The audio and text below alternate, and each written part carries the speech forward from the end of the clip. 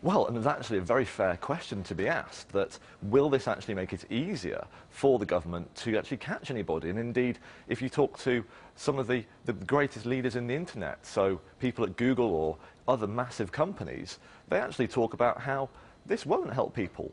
The government might get lucky, but this amount of data might even make it harder to find the information that we need to find, because if you're trying to find a needle in a haystack, you don't make the challenge easier by adding lots more hay. And this both has a real question about the UK's economic growth, because if you're a business that wants to work online, you're going to have to store so much data.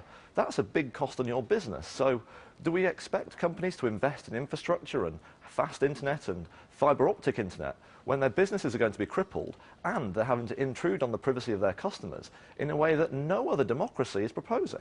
Yeah, obviously it's the principle which alarms you here, but are you also worried that this data could then fall into the wrong hands? Well, clearly, we have a long history in this country of, unfortunately, the state both collecting too much information and then failing to protect it when it does.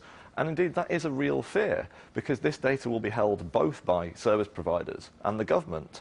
One of the other big questions is the ability to monitor in real time. This is about actually installing physical technology onto the infrastructure of the internet so that people's everyday activities can be monitored and not just reviewed as part of an investigation, but actually monitored in real time. And that's a very dangerous step to take. And the reason the government in opposition opposed this are exactly the same reason why many people watching this show and people who read these proposals will question, well, surely they were against this before. What's changed their minds?